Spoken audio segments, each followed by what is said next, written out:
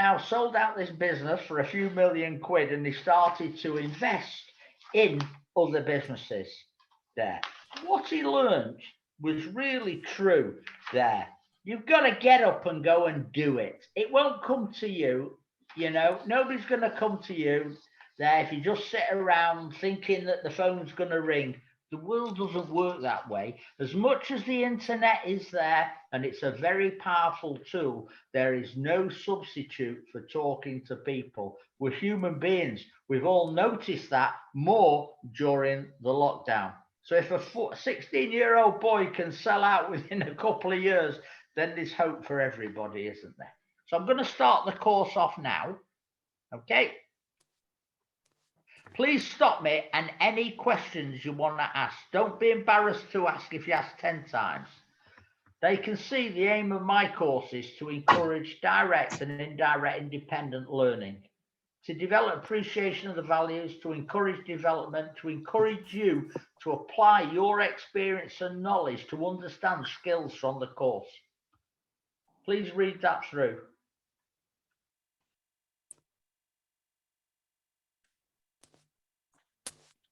Are we all okay with that?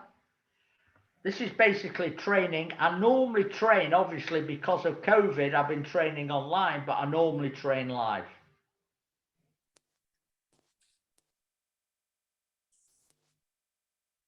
Okay.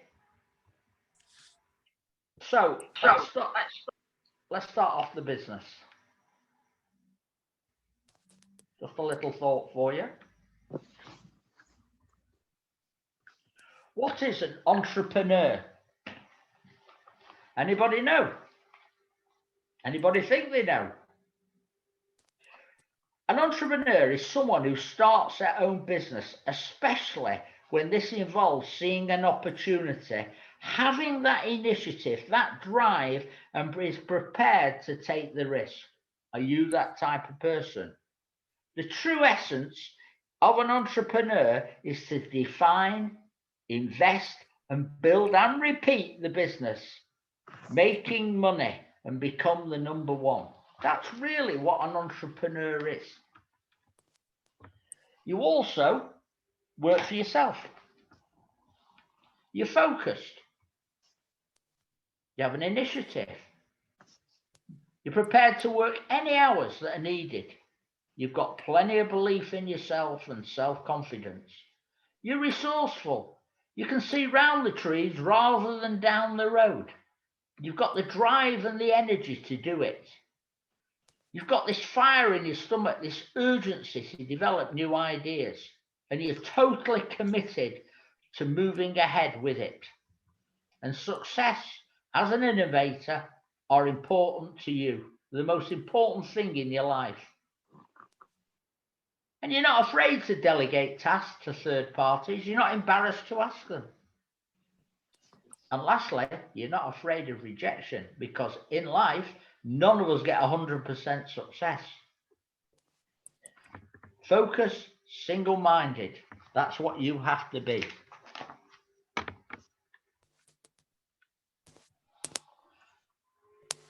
So what details of your experience that you may require?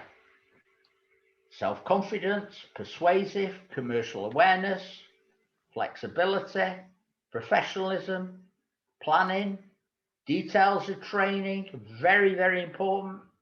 Details of your experience. Do you think you have the right experience? Advertising your skills, communications, being literate and being able to communicate with other people. Computer literate. People say, well, I am computer literate, but how literate? Can you do what you need to do without bringing in third parties? A chap rang me this morning, been on a previous course with me. Rang me at 8:15 this morning. Obviously, it was on his mind. Oh, and he's opening a garden centre. How am I going to get online with my product? How do I do it? I need to sell, you know, cabins and all this stuff. Young man, you think he'd have the skills? He hasn't. He didn't have the required skills to be able to complete what he wanted. Organisation, and basically some experience in law, which we'll touch on further as we go down the line. And a little bit of knowledge is not bad thing, but a little bit of knowledge can obviously help there.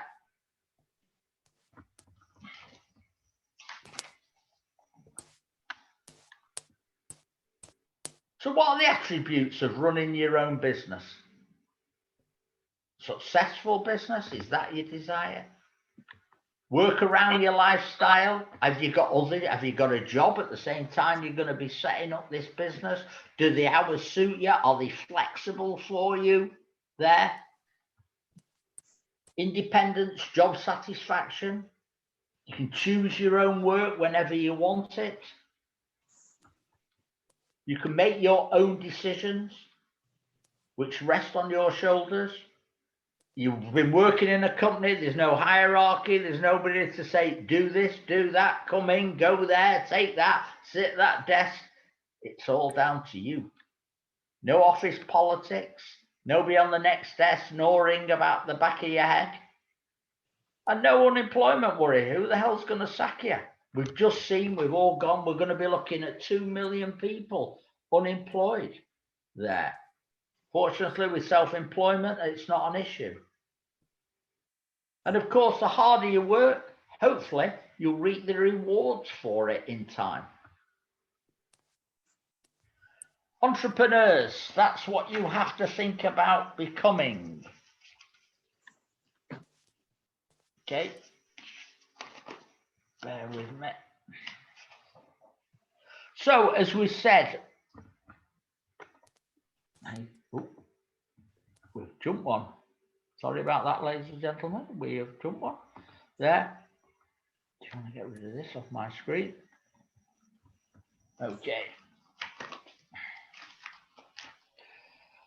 Long hours, difficult or no comrade support or sociability. These are the negatives of running your own business. Irregular income. Business can be vulnerable in the early years. No employer benefits. No backup or support from large organizations. You have to make all those decisions, rightly or wrongly. You've got to keep up with the marketplace and regulation. You may have to put personal assets on the line if you're borrowing there. And lastly, and most important, the buck stops with you. Whatever you do is down to you.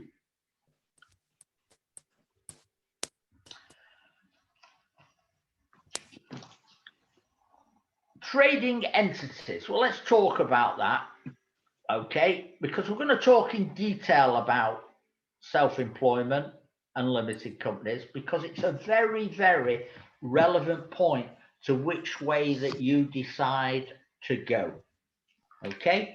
So first and foremost, let's talk about self-employment. To become self-employed, all you need to do is go online, register with Inland Revenue, and within 5 minutes, you get back a message from them with a number. That number is called your UTR number, Unique Trading Reference. And that is stuck to your forehead forever and a day as self-employed trader. Okay? Now, self-employed, as we've already described, right, is the simplest way to set up a business. You've done it. You've basically set it up. And off you go trading. Okay?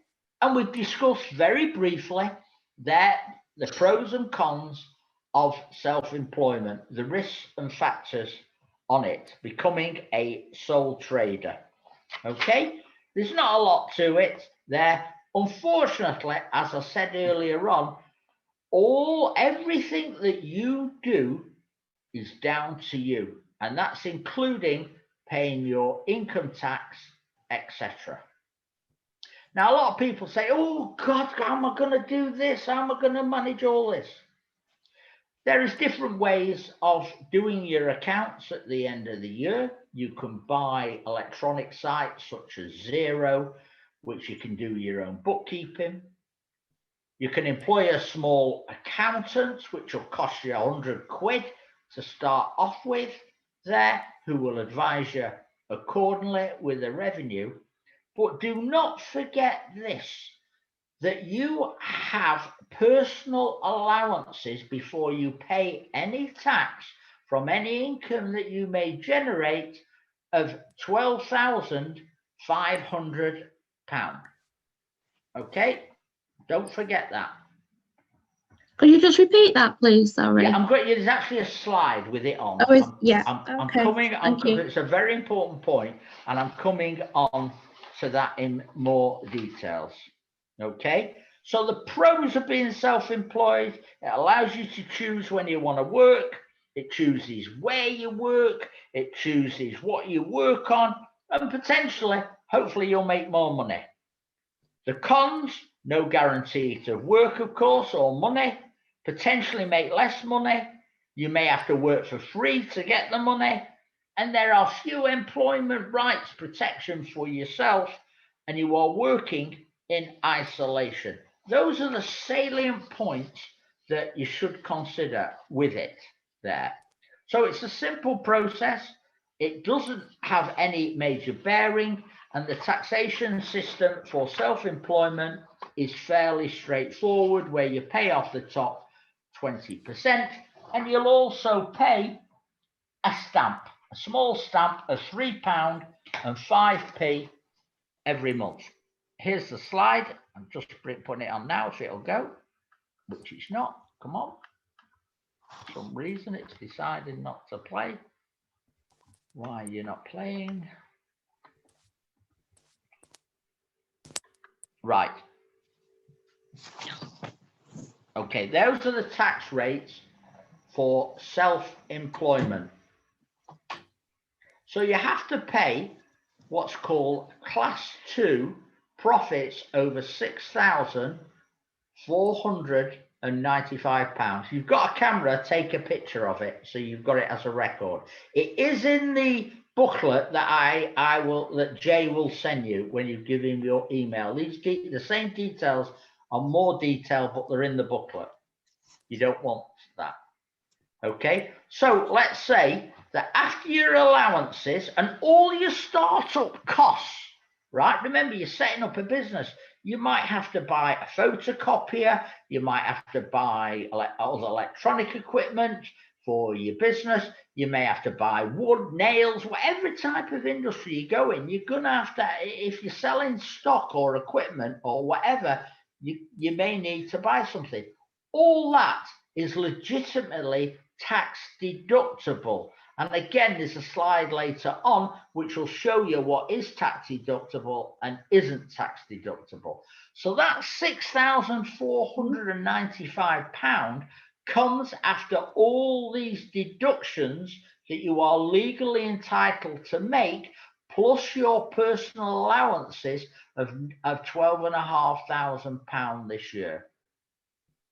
You also, as I said earlier on, have to pay £3 and 5p a week there for your national insurance stamp.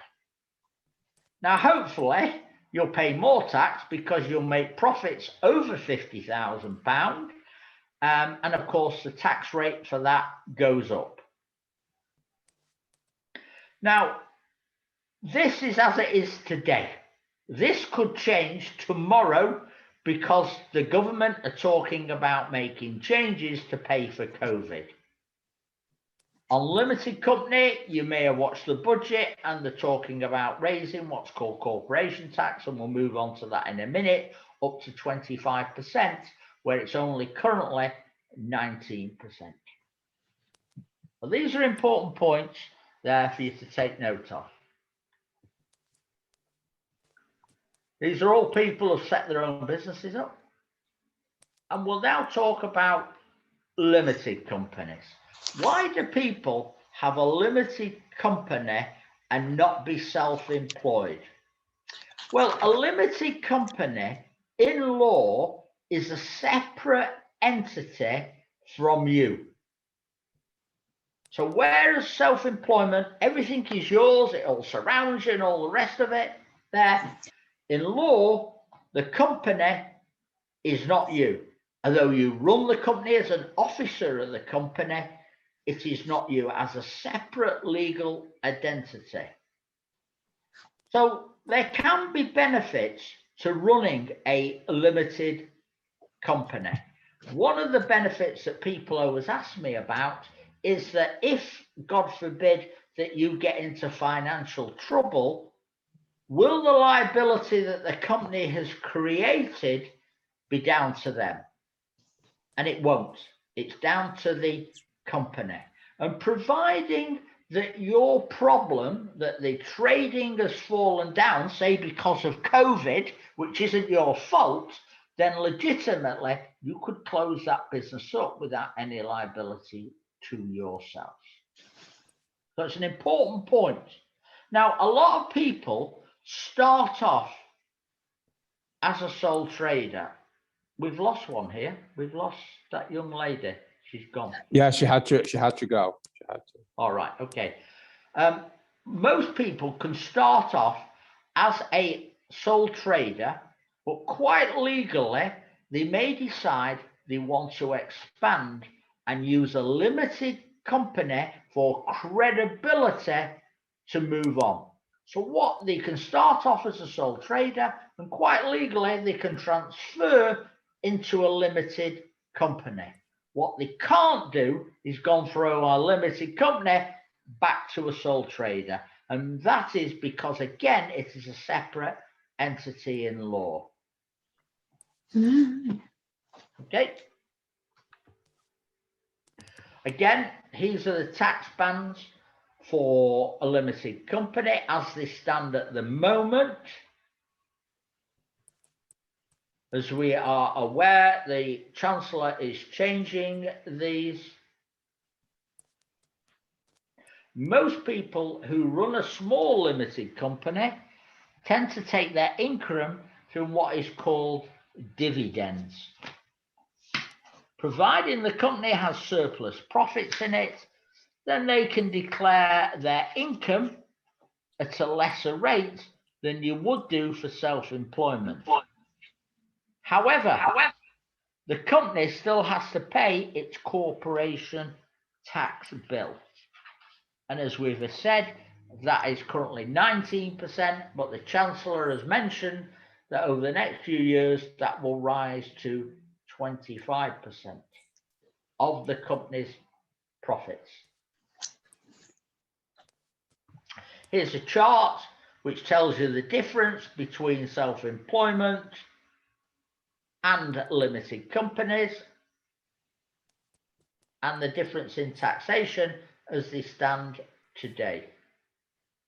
It's what I've already discussed and shown you. This is just in more detail as a chart for you to take note of.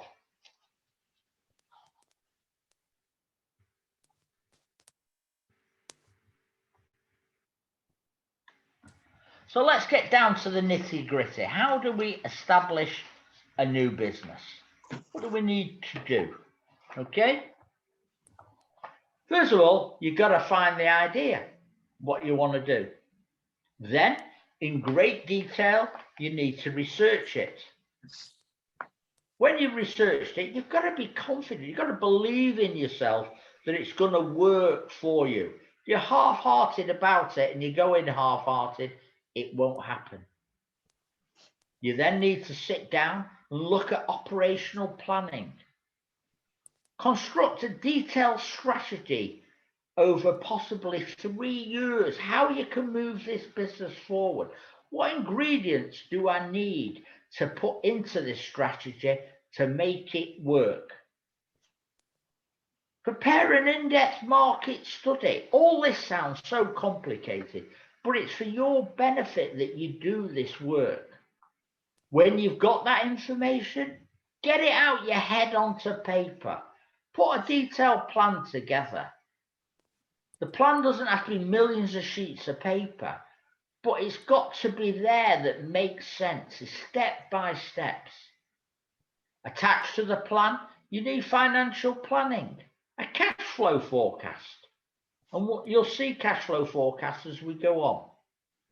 Do you need to look to third parties for support? Banks, institutions, accountants, lawyers, etc.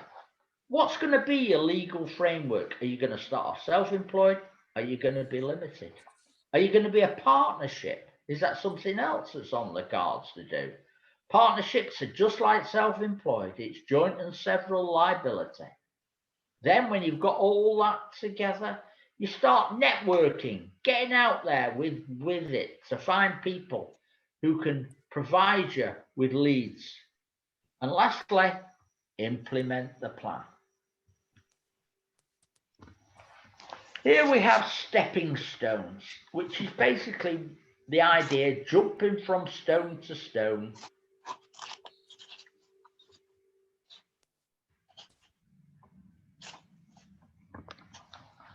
Just look at those and look at them.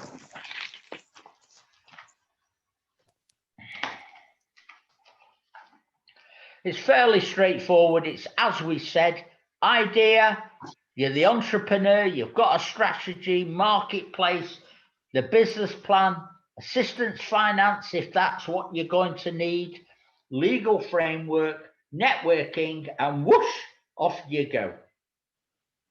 It's like anything else. You build a house, you need bricks. You build a business, you need certain ingredients. It's no different. So let's look at the profile of your business. Legal status.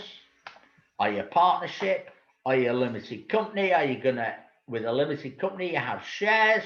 Are the shares going to stay in your name, somebody else's name? Are you going to share them with other people?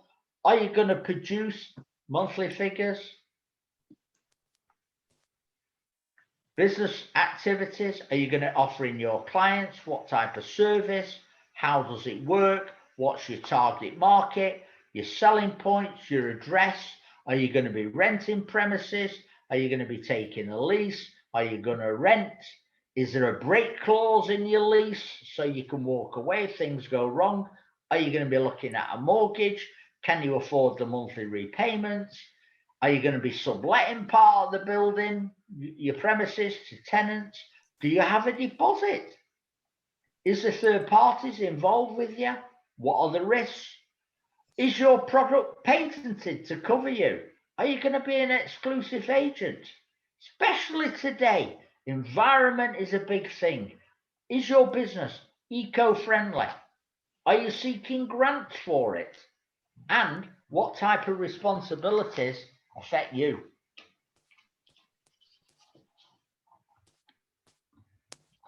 These are the three primary keys we came across before: strategy, execution, and success. So, your strategy: values, passion, vision, mission, position, target. And if you look at that arrow, you'll see it goes two ways, up and down. One balances the other one out. One always has the effect upon the other one. Okay? One of the first questions of any new business purpose will come to ask is, how will I get regular clients, customers? Because they don't know about you, you're new. How can you expect them to contact you in order to buy your services or goods? Where do the sales come from? To generate a sale, you need a customer. To make them aware of you, it's vitally important that you are marketed to. Your marketing comes from your strategy. This is the point in understanding sales. This is why the arrow runs two ways.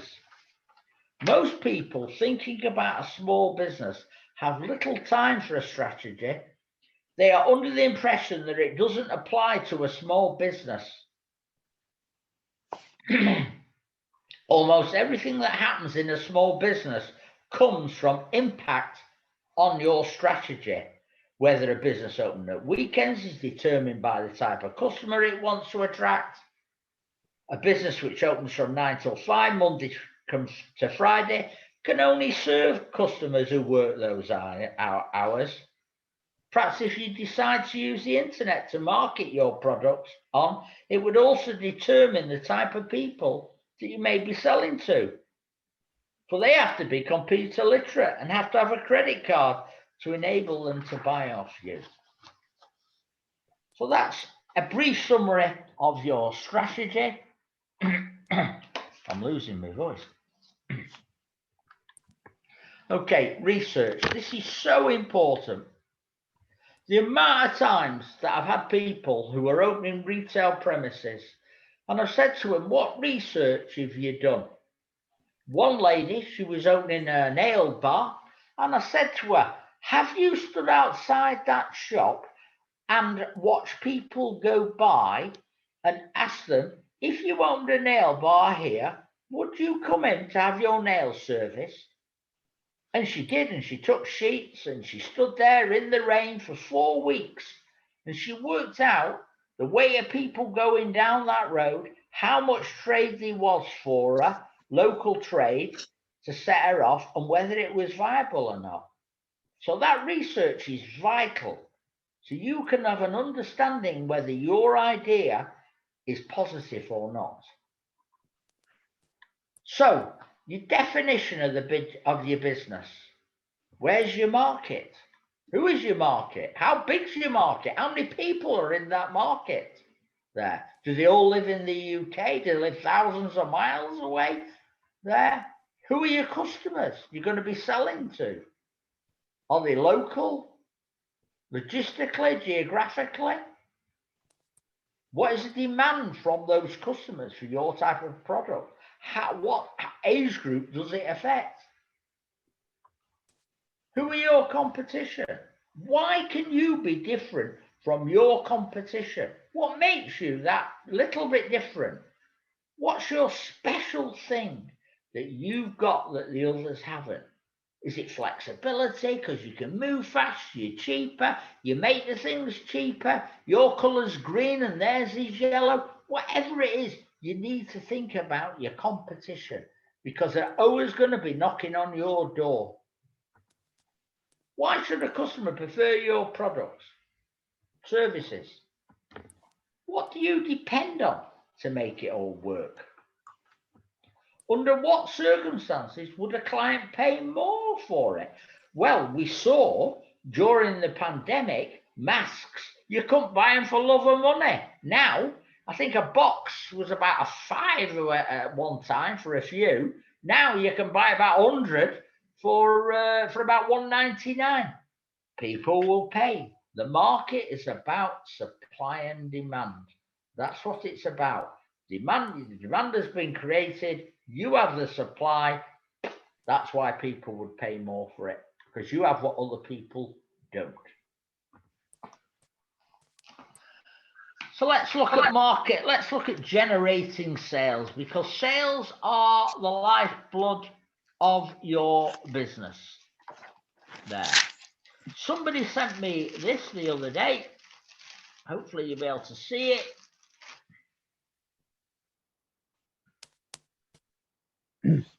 See it? Yeah. What it is basically is you can buy 10,000 flyers for 100 quid. Penny each. That's what they're asking you. So if you use the old traditional method of shoving leaflets through someone's door, good contact to have. They're not dear, and you'll always get a percentage back, usually 1 or 2%.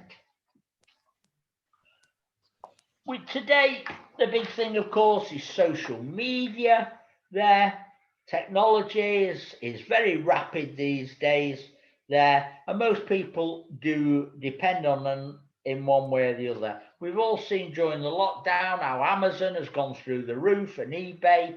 Most people don't even move out the front door these days. They want to buy something, they go online and they order it. So social media is a big factor, but it shouldn't be taken as the only factor in your type of business. As I said at the very beginning, there is no substitute for human contact. Okay, none at all. So if people meet people and they talk to you and they like you and they feel comfortable with what you're offering, then they'll give you business. So depending on what you do, and it doesn't suit every type of business, You might want to go out on what's called on the knocker at night, at tea time, knocking on people's doors and saying, hello, Mrs. X, I'm selling Y. There, are you interested? People do that and they still generate a lot of business by doing that, going out, walking the streets. Social media is only another arm to their bow. And the reason for that is you're all aware, to get to the top of the Google train costs a lot of money. So if you listed, you'll be on there, but you'll be down the line there. So sometimes you need more than one avenue to get to the end of the road.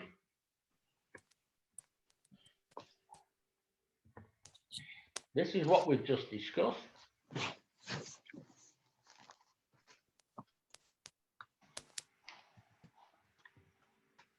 Yeah, we all see that clearly. And these are the sites, of course, the most popular today: Facebook, YouTube, LinkedIn, Google, Pinterest, Twitter. These are what they have the biggest share of the market for your business to market to. Remember that. Don't find customers for your products, find products for your customers.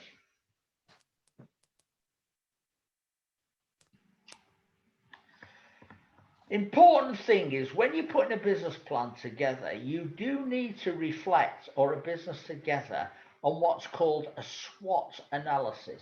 A SWOT analysis is strengths, weaknesses, opportunities, and threats. Okay? You need to look at yourself in the mirror and say, what are my strengths? What are they?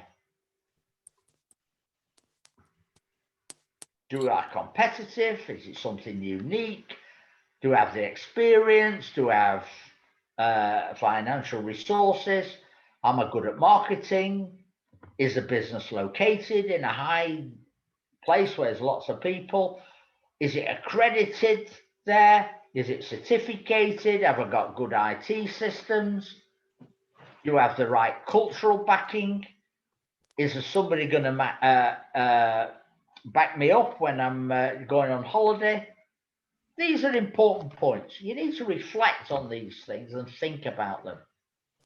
Weaknesses. What's the disadvantage of this idea, if there is any? Are there any gaps in your capabilities? Do you have lack of competitive strength to make a dent in the market? Your reputation and presence and reach. Again, your new company, people don't know you. Financials. Nothing there to support you. What are your own vulnerabilities? Do you have certain physical disabilities? Other commitments that can press you down? Can you work on timescales, deadline, pressures? And your cash flow. Big important point. Start up and drain to get you off the ground. Is your supply chain robust? Is your core activities, are they distracting you? Do you have moral leadership problems leading your business? Do you need accreditations for it? And are your process systems up to spec? And if you were to go off ill, do you have a third party to cover you? So now let's look at opportunities. You've got a great product, you're selling out there, market development. The government at the moment are pushing for people, if you make widgets, to sell abroad. Does your product, your idea fit into that you eventually could be selling abroad? Competitors' vulnerability, there's weakness within your competitors. You've seen that and identified it. Industrial lifestyle trends. Your technology is ahead of everybody else. Global influences are pushing you forward. You've seen new markets. You're working in a niche market, so you're not affected by third parties. You're going to export and import. And the way you're going to be doing this is something unique. You have a USP, a unique way of doing things. The tactics that you use will be different from everybody else's. And your business and product development is something that nobody else has taken on. You're going to be doing detailed information and research, and you're working with good agencies who are going to help you distribute whatever it is that you're selling or manufacturing. So you can scale up your production and the economics are there. You're not affected by seasonal weather or fashion influences. Excuse me a minute.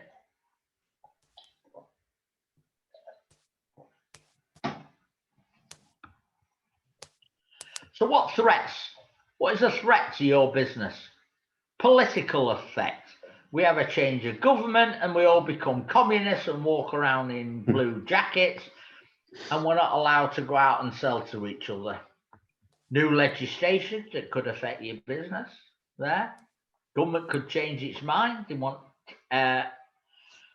all now to register and only work 4 hours a day, which in the 70s, when Edward Heath was Prime Minister, we only worked a 3-day week. It crucified us. Environmental effects, very important. New rules coming in all the time that will affect all of us in everything that we do, whether it's putting the rubbish outside, your office accommodation, or using paint to paint something within your building. You might have to use water-based instead of silicon-based or whatever it is. New IT developments are coming on stream all the time. Your competitors' intentions, they've looked at you and thought, hey, he's having a bigger slice of our business.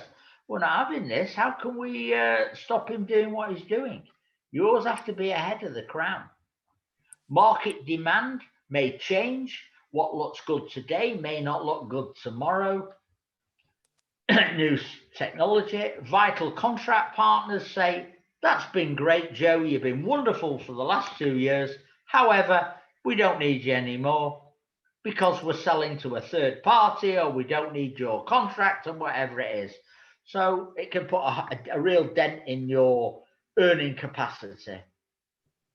Because you're a one-man band, you may not be able to sustain this growth. And other obstacles come along. Insurmountable weaknesses within your structure of your business. And you've taken on a member of key staff and you showed him how to make spaceships for you, and he's gone off to work for NASA, and you're left standing there scratching your head. What are you going to do about it? Financial backing, very important. We're going to be talking more about that, but it has to be planned and it has to be sustainable to allow your business to grow. And of course, we've just seen the worst thing, the economy. Can you imagine if you'd have opened a business 18 months ago and COVID come along?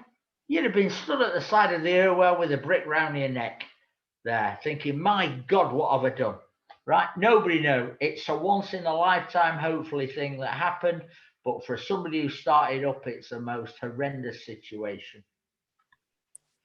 The weather. Now, a lot of people don't think about this. Let's say your type of business means you need to get out there and meet people or see people. What happens if the weather closes us down for 3 weeks with snow and hail and whatever it is we have out there?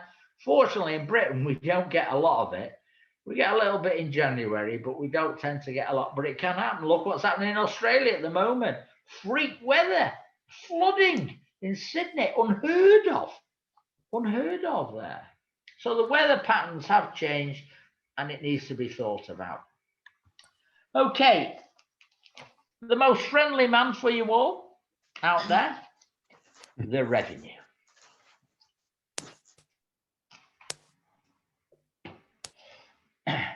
If your business gets towards £85,000, which is quite a lot of turnover, but if you are moving into that area quite quickly, then you need to register for value added tax, VAT. You are under an obligation to do so. VAT is charged when a VAT registered business sells to either another business or a non-business customer. So as soon as you raise an invoice and you are registered, you need to charge VAT. When VAT registers business by goods or service, they can reclaim part of the VAT they've paid. Currently, VAT stands at 20%. There is a reduced rate for certain types of food, medical products, etc. And if you are in financial services, it is 0 rated, but you still must register. There are also some services that are exempt from VAT. And if you do export import, you're going the other way, then VAT won't be charged. So still, the government is still talking about 2021 at 85%. That figure hasn't changed as far as I know, but one should keep an eye on it as things are changing. You must register with Inland Revenue, normally with 3 months of setting up your business, or you could be subject to penalties, even if you use a self-assessment return. Now, sometimes this is very difficult because with a new business, you tend to start off fairly slowly and you don't tend to make much turnover. So it's hard to judge whether you need to register for VAT. But the law is the law, and at the moment, the revenue say you must register within 3 months. It might take you 3 years to be VAT conscious to get to your £85,000, but that's the way it has to go. So you contact your local tax office, you register with the revenue, you fill the forms in, right? Now there is a workshop to help you, which the revenue provide for you, okay? And it will give you more information about the best way of dealing with it. There.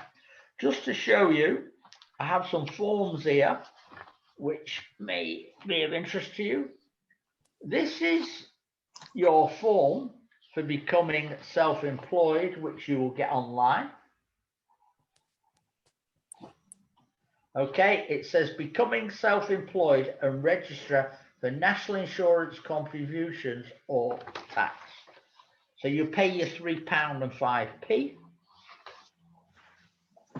This is a class 2 direct debit form, which again are all online, and you would set that up so it'll take you £3.05 automatically for you, so you don't have to drive yourself mad. And this, the revenue provide, is a list of all their numbers that are useful. Again, it's all online, it's in the booklet that I provide there to you. So if you need any help on any matters that you are unsure about regarding taxation, etc. To be honest with you, I've always said that prior to setting up a business, one should seek professional advice. If you go and see a small accountant, most of them will not charge you for your first meeting with them. And at that meeting, you can then decide which is the best vehicle for self-employment, how to set up all these things, whether you need to register for VAT, etc., etc. So for a free service, initially, it's well worth taking on. You can then decide if you want to use their services and what cost that would be to your business. Revenue and customs, VAT, registering your business, national insurance, limited companies, tax, all these. Now, these are expenses that are legitimately you can look at for deductions and how they affect. There are others, but this is the majority. These legitimate expenses. Okay.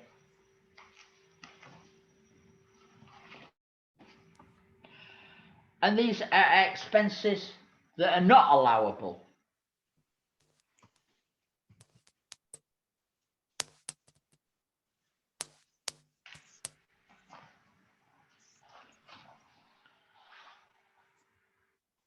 Let's look at the legal profession. Why have I gone into the legal profession? Because really, as a business person, you're not expected to know everything, but you do need a little bit of knowledge. A little bit of knowledge about your trading status, limited, self-employed, your business name. Obviously, you can't call yourself Marks and Spencers there, but there was an interesting case recently on Dragon's Den where a young man, his grandfather was Cadbury's chocolate, and he makes chocolate, and he's called himself Cadbury's. And he said, why can't I use my name? That's my name. It's the family name. So there is an interesting case going on about that at the moment, but generally you can't be something that is already. If you are a limited company, you would go online, look at Companies House, see if the name that you have picked is already in existence. You may be able to use that name, but it may mean you may need to add on something on the end of it, such as UK, international, green company, whatever it is. So there is a differential between you and them, and you are not trying to image something that you are not. If you're going to take premises, is there a lease involved? How long is that lease? Do you have to have personal guarantees on it? Will the landlord give you a break clause? There is a legal obligation now, if you hold any information on any clients at all, that you need to be registered with the data protection. I think it's just gone up. It was just before COVID. It went up from, I think, to 20 to 30 quid. But you have to register with them. Advertising, you think it's an easy thing, advertising, and I put in something in that all my widgets are 7 foot tall when actually they're only 6'8". That's lying. You cannot do that. You have to say as it is under the Act. Is your business agreeing to give refunds and returns? If it does it have a time on it when that money will be returned or the goods will be returned? Is there certain conditions that the goods have to be returned in? If they are damaged, do they fail? All this needs to be made clearly to your clients. You have a third-party contractor who's giving you business. Do you have an agreement with him? Is it a legal agreement? Has it been drawn up? Have you drawn it up? Is it done on a handshake? You're looking to take finance, and we'll talk a bit more about finance later on there. With that, how's that going to affect you? Do you mind having a liability? Is it something you expect to do? Intellectual property right. Why not? There. People borrow money against intellectual property rights. You've come up with a great idea. You patented it. That's your intellectual property rights. You don't want anybody else ripping it off. So you register it, and it's now as a legal status. Employing staff. What are the liabilities of employing staff? Very difficult at the moment. There are very strict rules regarding staff, and you need to be aware of them. Health and safety. Is your business affected by health and safety? Do you need to make sure that you've got the right fire extinguishers if you've got a premises? You've not got any chemicals, fumes coming out, anything that can affect any third party at all? Insurances. We'll go into more detail. Think about it. Very important that you have business insurance. What are your terms and conditions for doing business with you? Have you set them out? Will you set them out? Are you going to be working from home, as more people are? Are you allowed to work from home by your landlords? By your mortgagee? Have they been informed? What happens to you if things go seriously wrong in your business? Do you need a license to do what you're doing? A driving license? A pub license?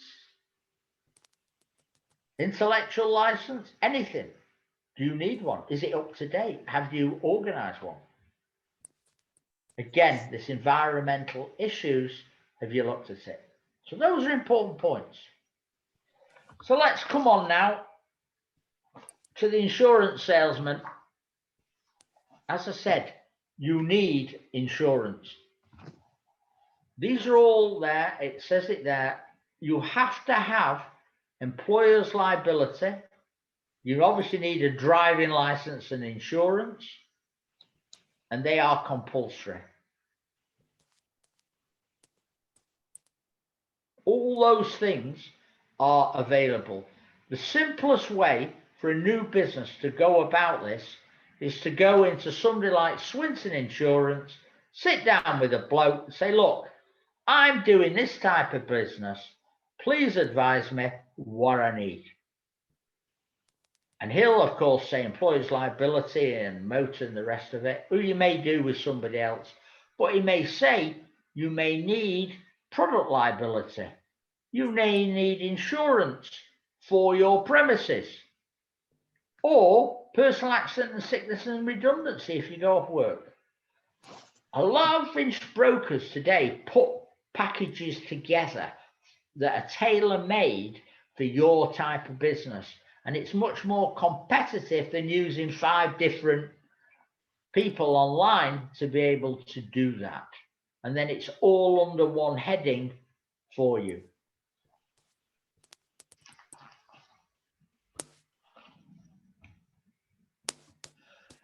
We've touched on health and safety. Very important. You can get into very, very serious trouble if you haven't looked at this in depth, if it affects you. You must identify any hazards that will affect your business. If you haven't got any, great. If you do, write them down. If you are unsure, ring up HR at HS in town, in Manchester, and ask them. Say, I'm looking for advice. Costs nothing to ask. They'll tell you. Cover yourself at all times. We keep touching on this magic thing, the environment. And I keep saying that the environment today is very important. But you have to be aware of it. Your electrical equipment. Any equipment that you purchase now has an impact upon the environment. Do you need low lighting in your building? How are you disposing, or you're going to dispose of your rubbish? Are you importing stuff from abroad? Will the container be able to be recycled? These are important things. My son runs an environmental business, and he goes out to buildings, commercial buildings, and he has to check that they've got all this type of heating, the lighting, the air conditioning unit is right. Otherwise, they fail a report called an EPC when it comes to get redone. Environmental Protection Certificate that they have to do if you own a building as a landlord there to do that. And the government keeps upping the stakes to improve the buildings all the time so they become more environmental friendly. Not this next bit of information is going to be any use to you, but now major public companies that have got a £250 million turnover or above have to have an environmental report done on their premises every couple of years now. Big stuff. It's got that heavy now, this environment, and gradually it will trickle down to the smaller companies. So if you start off the right way, you won't have a problem later on. Okay. Briefly, licenses, we've touched on that. Hotels, street traders, door-to-door. employment agencies, modelling, nursing, pet shops, breeding kennels, taxis, minicab, and the list goes on. More and more regulation these days, but you have to make sure that you've got that license in place. The last thing you want to do is have somebody knocking on your door when you're 3 months through your trading and say, hang on a minute, you've not got a license, we're closing you down.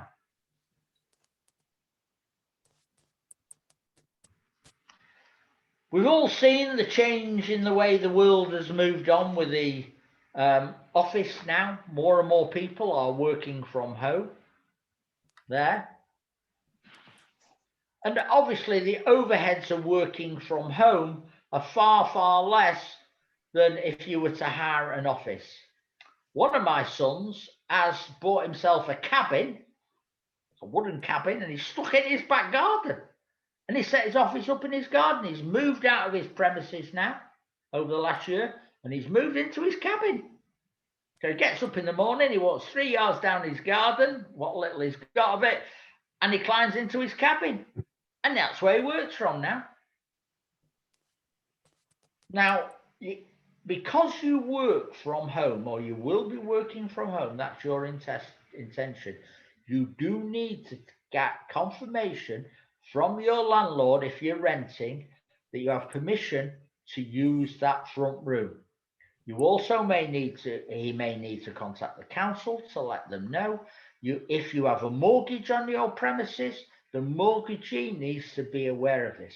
Currently, there is new legislation that is going through to make it easier for people to work from home, and some of these rules may not have the same effect, or they may have more effect. We don't know yet at the moment.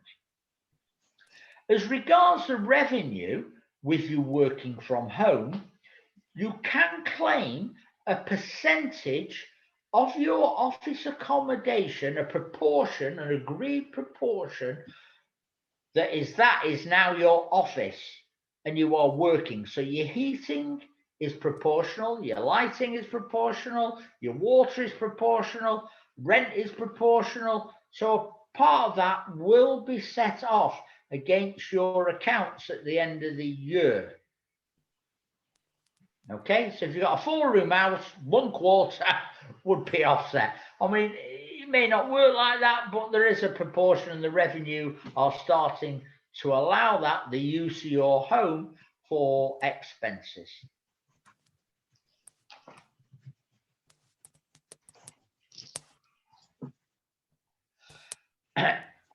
You decide you want to put a plan together, because part of having that plan is to allow you to raise money that you're gonna or you will need for your business.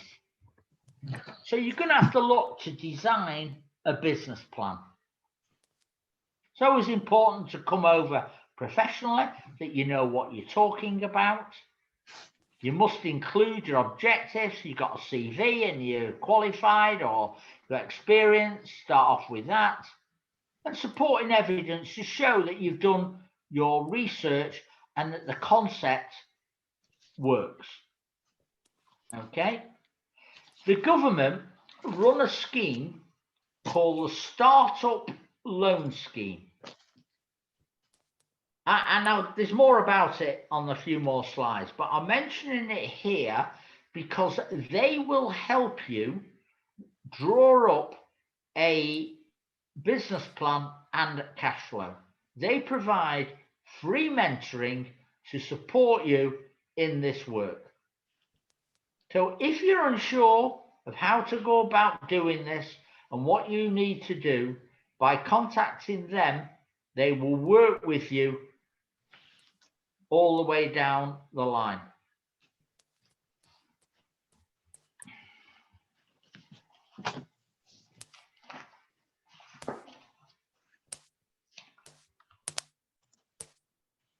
I know it sounds ridiculous, but when you actually start on your business plan, you need to put your personal details on the front. The reason you have to put your personal details in is that they're going to check you out. They're going to check who you are, your history, your credit history. that you've got the right to abode, to live in the UK. All these factors are important. If you don't put your full details, name, address, and all the rest of it on, they're not able to check you out, and they'll probably decline your application.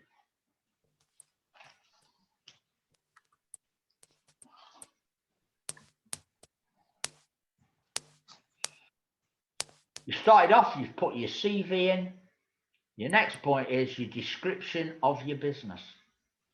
Describe it in detail. You have to describe it in 50 lines. A couple of lines will do fine, if that's what your business is. I'm going to open a hairdressing salon. I've reviewed several premises. I found one that suits me. There, I've experience in this industry. I've been a hairdresser for so many years, blah, blah, blah, blah.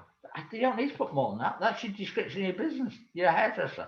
However, if it's more involved, then you may need to put more involved information in it. So what is your market? How big is your market? We've said earlier that you need to do research. Very important. If you're going to do your plan, you need to look into that, and you need to look into it with detail.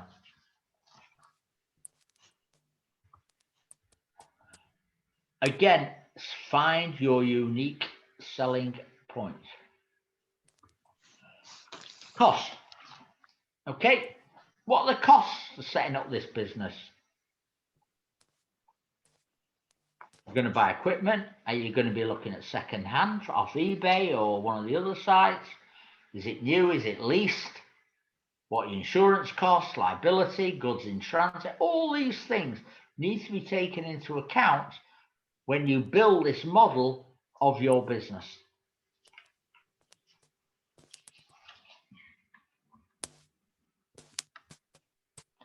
What are your prices? Are your prices competitive?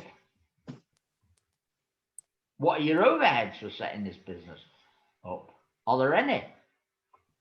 What type of materials do you need? Where are you going to buy them? How much are you going to buy? How much stock do you need to carry? How much heat, light, and rent do you going to be paying? What about administration?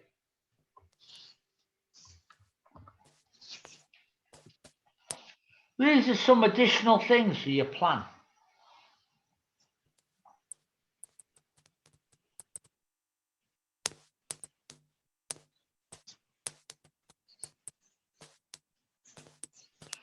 Important points. They may not all be relevant to you, but most of them will. So where do you find these things, these business plans, the templates for them online, so you don't have to design them yourself? As I said, the Startup Loan Company, the Princess Trust, all the high street banks, Lord Pot, B-plans, etc. There are lots of them online that you can look at their templates and just fill in the sections to help you build your business model. What is a cash flow and why is it relevant? Well, as you can see, it's a forecast. It enables you to project your business cash flow involving whatever information is available to predict the amount of money you've got coming in at any given point. And also look at the worst, where any shortfalls may fall and whether you've got enough cash coming in to pay your suppliers.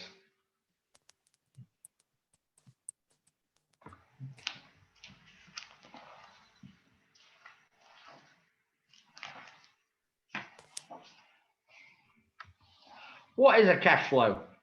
That is a cash flow. This is a 6-month cash flow, okay, of somebody who's setting up a partnership, and you may be able to see that they're actually putting in some capital themselves. They've put a £10,000 investment in to setting up this business. Their sales are 2,500. If you look at where it's got January, and you'll see that means that their total income for January is £12,500. Their expenses, where it says cash outlays, on the section below, comes to a total of £9,750. So if we take £9,750 away from £12,500, we've got a net flow, or you could call it a profit, of £2,750. And that runs for the whole 6 months, up and down. The expenses go up, they go down, there, even though the income's fairly consistent. And they finish up with a profit of £5,250, and that's in 6 months. That's a cash flow. Yours won't look a lot different. It'll just may have a bit more bits and pieces on it, that's all. More expenses that you may have aligned to your particular businesses. But that's fairly straightforward stuff. People get really bamboozled by cash flows and they get put off by it. Again, as I said earlier, there are people who will support you. Everybody has to live, right? So if you look, I've come back to this. These two people, Sophie and Jack, each took £1,000 out of the business, right, during the first 6 months to live on. When we do these things, you have to have money within that budget that can help you survive. So what we do is a very simple thing. We do a divider sheet in half, how much you got coming in, how much you got going out, how much you need. Fairly straightforward. That's your personal survival budget. Because if you haven't got enough money that you're borrowing to cover your expenses as well, then this business is not going to work, because you're not going to be able to afford to live. You're going to have to go back out there and get a job. Are we clear on that? Yep. Yep. Good. Okay. Now let's talk about credit. Okay. Why is credit scores so important? Everything you do in society, in life today, is dominated by credit. Every time you use your credit cards, your bank accounts, you buy a car, hire purchase, every time you do a transaction, it's registered. If you don't pay your monthly bill, I'm not saying you have to pay it off, but if you don't pay it, then you will get poor credit. And poor credit will affect you. If you have been unable to date to pay your bills, then you do need to look and consider setting up what's called a debt management plan. This is very important, because if you don't get your credit in order, then you may not be able to run your business or borrow money to start your business up. So you need to contact one of these firms, and they will make the necessary arrangements for you to pay £5, £10, whatever you feel comfortable is within your capacity to service that debt, to get it put out away. Do not think it will go away. All these debts stay on the register for a minimum of 6 years. Okay? So as I said at the very beginning, that once you make an application, they'll be looking to check you out.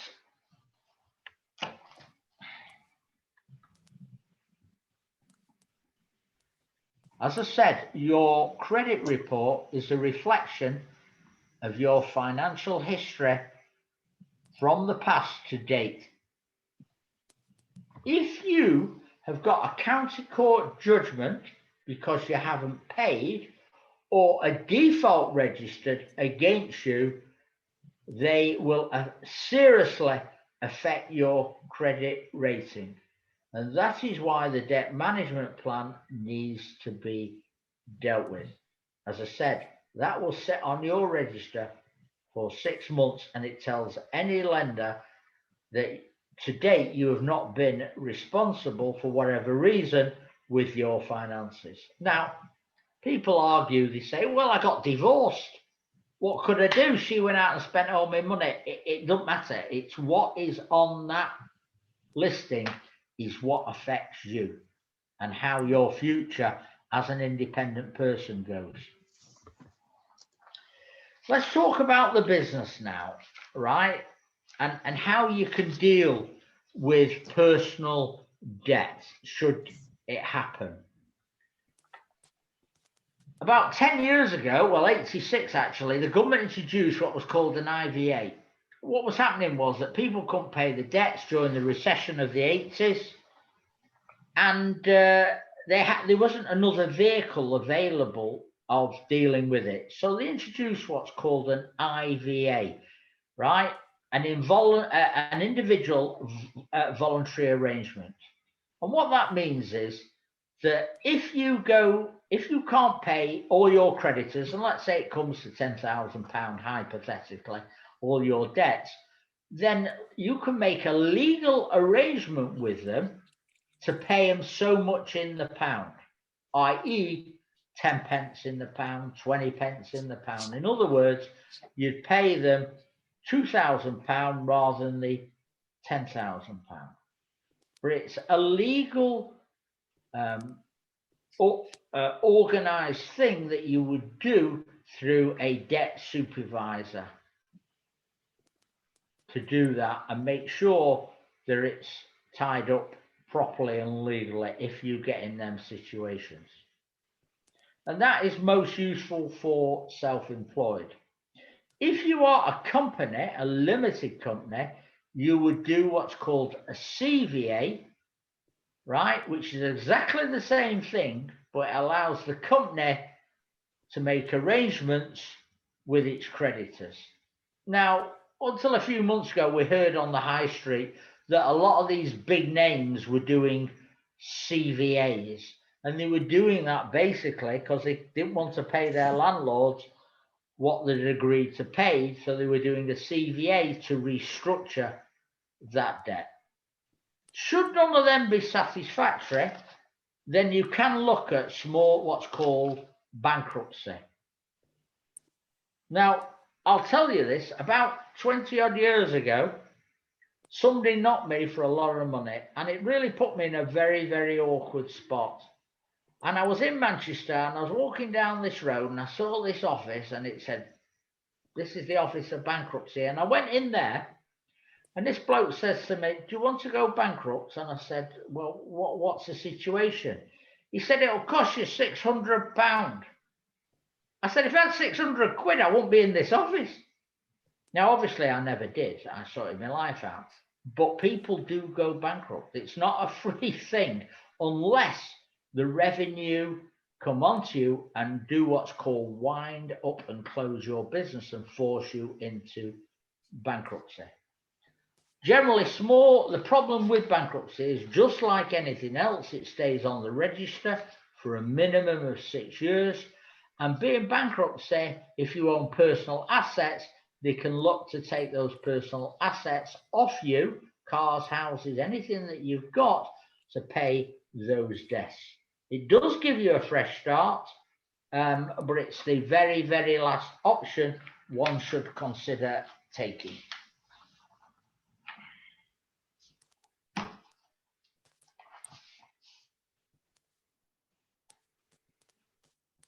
There is an information sheet put out on debt by the FCA, Financial Conduct Authority. Again, it's online if you need further information about insolvency or how it may affect you, then please read it.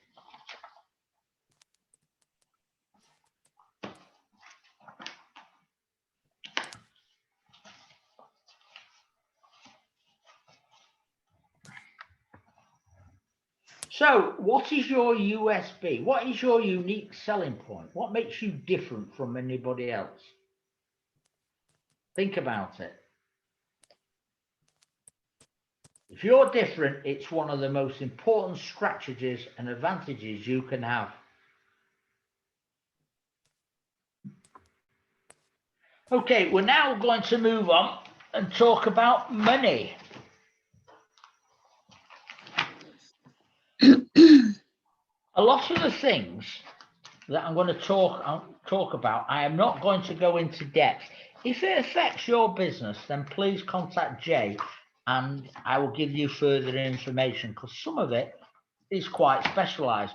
What a lot of people don't realize is there are very, very many different forms of finance out there. And we're going to touch on a couple of them, which are mainly important to you starting that business up.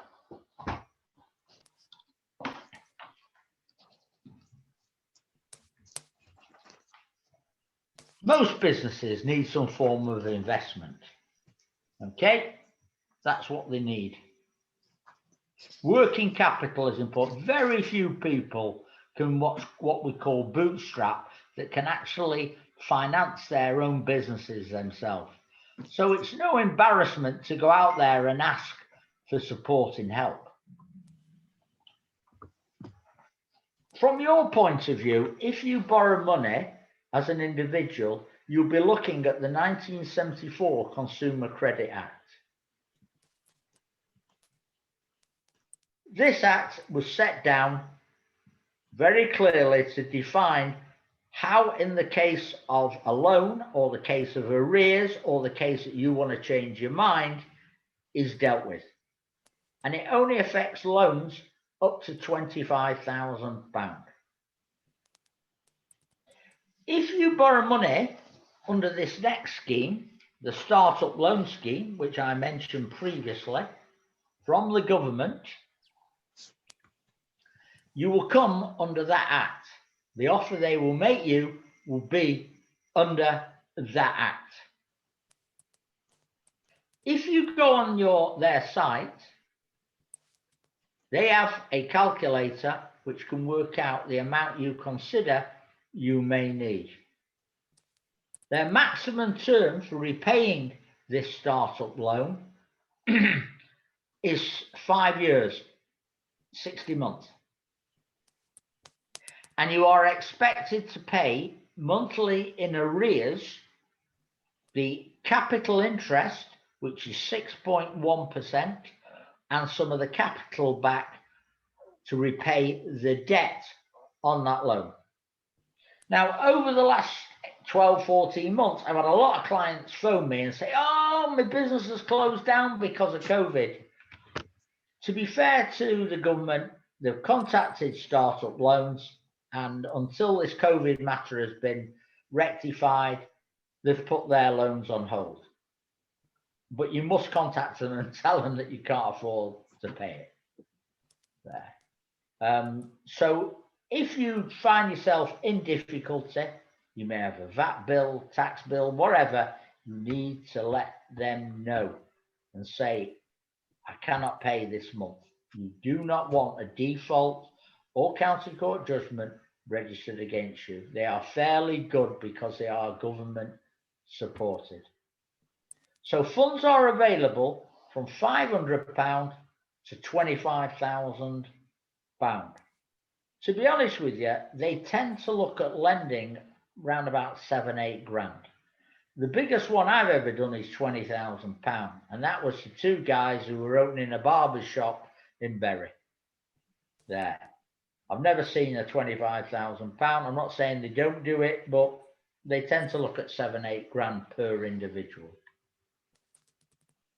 It's a fairly straightforward process. Once you work with them, they've accepted your business plan. Funds are usually in your account once an offer has been made within 2 working weeks. And it's the money is put in directly into your account. There. Now you will know once you've done your cash flow how much you actually need, because it will become very clear what you think you need and what actually you need may be 2 different things. So before you start jumping off, it needs to be worked out carefully what your actual requirements are. The government also run another scheme called the New Enterprise Allowance.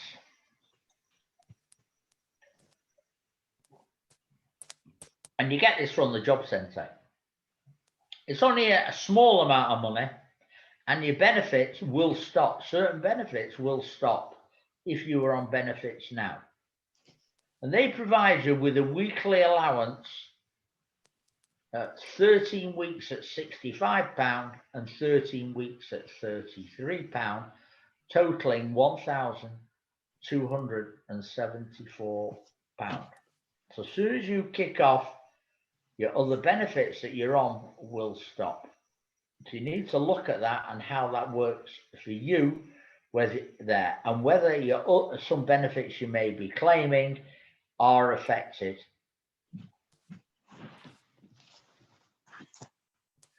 Unsecured finance. So let's talk about that. There are many lenders out there who provide what we call unsecured finance. Generally, your business needs to be trading, they say within 3 months, but normally within 6 months, they will look at it. Just to give us some idea of the variation in schemes that's around for unsecured finance. Let's say you've opened a corner shop and you take £2,000 a month in credit card fees. They will lend you money against your turnover of that credit card based on an annual amount. So let's say they estimate that in 1 year, the next year, you're going to take £24,000 on credit card fees. They will lend you 20,000 quid if you needed it for your business, and the repayments would be made by future amounts going through that credit card.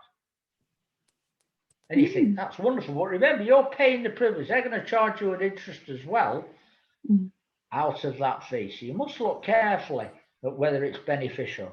So there are so many schemes around, and it has to suit whatever the nature of your particular business is. The startup loan scheme is unsecured, so it may be a better way. We all see on the television, bear with me please, phone's ringing. I can't see. Sorry. Okay, we all seen on the television them offering all different personal loans. Some of them personal loans on the television, they charge up to 100% interest rates. That means every pound you're borrowing, you're paying that back. So you have to look carefully at the cost of it. Now, I've recently had a client that's got very bad adverse credit. It's his own reasons. I won't discuss it, but he had very bad credit. And he needed to set a business up that had a guaranteed contract for the purchase of his merchandise for the next 2 years. So it was a good deal, but he couldn't get credit anywhere. So what he did is he went online and he got, I think it was Marbles and Aqua credit cards. And each of them gave him £1,500 credit limit, but he's paying back 39.8% APR, very expensive money. But his profitability is such within what he's doing. Now, he will pay, as his money comes in, he'll pay off the debt to the credit card. He's got serviceability. So his credit will improve very quickly because he's paying off the whole amount that he's getting in. But it's not an advisory way to pay 39.8% for a startup business.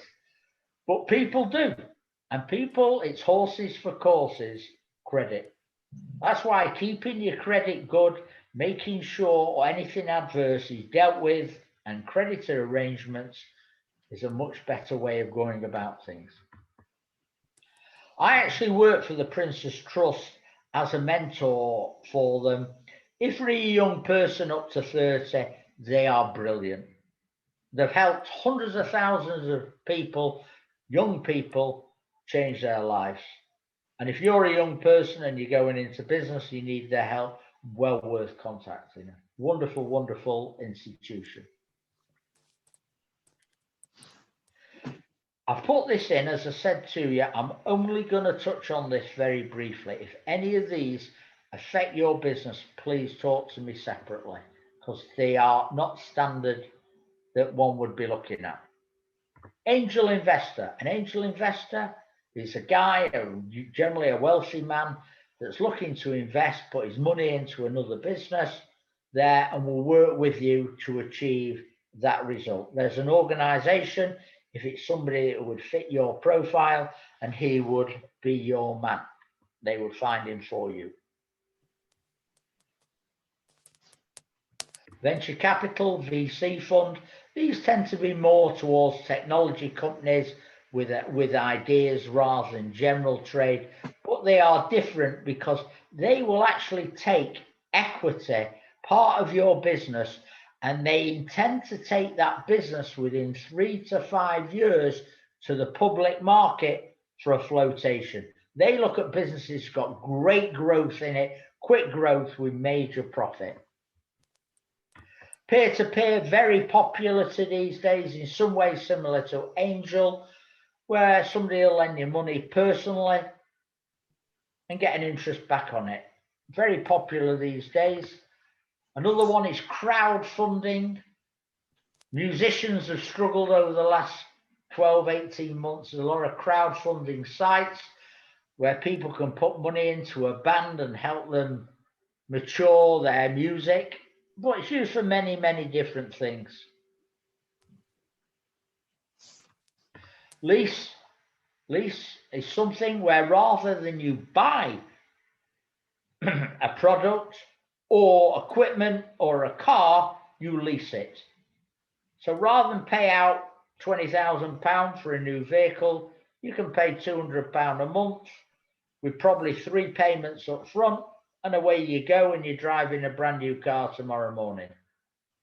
80% of the vehicles on the road today, you see all these beautiful cars, they're all leased. Very few, there's not that many people go out and cash buy new cars. You can use it for all sorts of equipment. If your business in 6 months' time runs into problems, and I had this with a guy that was opening a miniature golf club, and he had these miniature diggers that he owned. We refinanced the diggers and got cash so he could survive his business. So you can release the equipment back to a leasing company. So leasing is a very useful tool.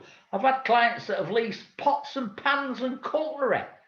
Rather than use his cash, he's done that to set up a cafe. Factoring. What is factoring? Let me be very clear, very brief. You're in your business, people are not paying you. Why they're not paying you? Because they're hanging on to the money for whatever reason. So you go to what's called a factoring company.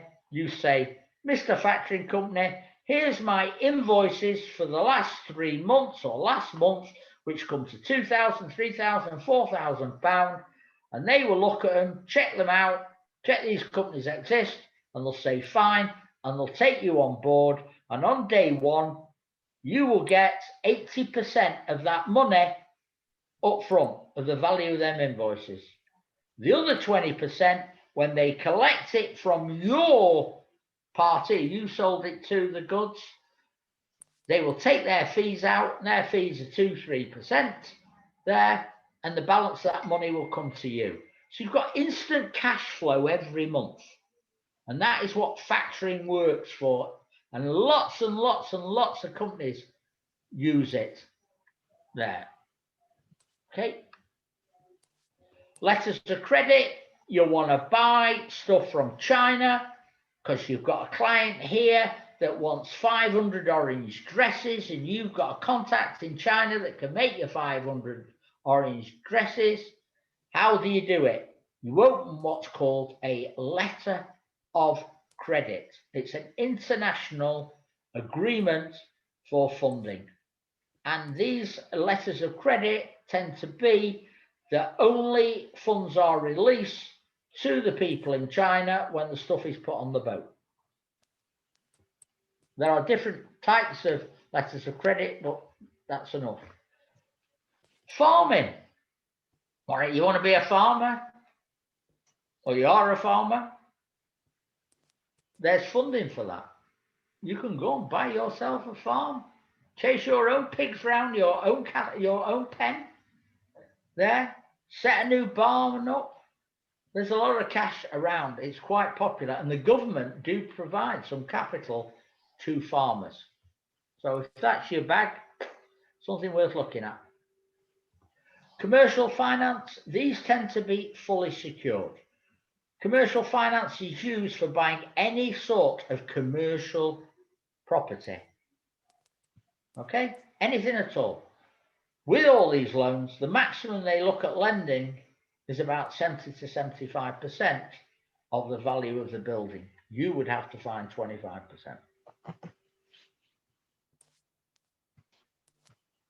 Bridging, short-term money. There, bridging finance was introduced really as somebody was buying one house, selling another, and sold the first one. So you had a bridge between. Now they use it for any sort of purpose at all. And these bridging loans are up to 24 months. They are very, very quick because they tend not to fall under regulation. Again, they are fully secured against property. You want to become a landlord, you fancy yourself as a bit of a landlord, there's what's called buy-to-let funding. Again, you'd either have to offer some security within a property that you already own that has some equity in it, some spare money in its value, or alternatively, you need to put in 25%. And if you were borrowing, you would need to find out, up to 85%, and you would need to find out that the tenant that you're going to put in there to let it out to, the 1, 2, 3 tenants, have got enough to service the debt plus about 40%. The people who lend on these like to see there is more income than what is required to service the debt. It's generally up to about 140%. You fancy yourself as a bit of a builder, lots and lots of cash out there at the moment for property building finance, lots of it out there. I've just had a client up in Haydock, and they do self-modular homes there, set a factory up to build them. And they're actually borrowing £1 billion to produce these houses right across the UK. That's a lot of money, isn't it? There. So there's lots and lots of money around. The government are pushing like mad. They want more houses being built. So planning has become a lot more lax. So you've got building fingers, an area to look at. Sharia finance, if you're of the Muslim persuasion, you're not generally allowed to borrow funding direct. You're not allowed to borrow if there's any interest charged on a loan. This £1 billion that my clients have borrowed, they actually are of that persuasion, and they borrowed this money on the basis where the lender is not charging them any interest, but is taking 30% of the profits on the sales of the property. Now, on the startup loan scheme, you can have a Sharia compliant loan as well, again, if you're of that persuasion. You fancy yourself setting up a charity or a social enterprise,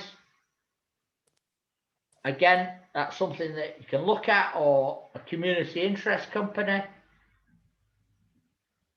These again are something that we can talk about separately.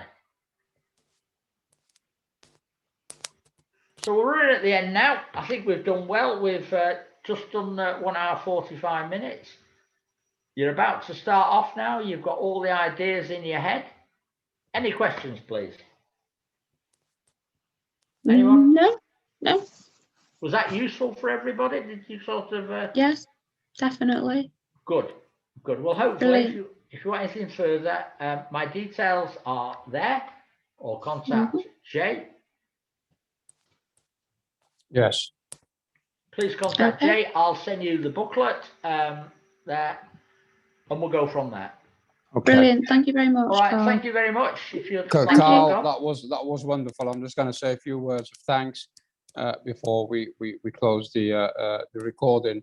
Thank you very much. That I've learned so much from watching what you did there, and it was wonderful. I mean, obviously, Carl, you're a specialist in the field, and not only in self-employment, but specialist in finance as well. And you know, if anyone, and you also, we're very lucky to have you as part of the JcFT.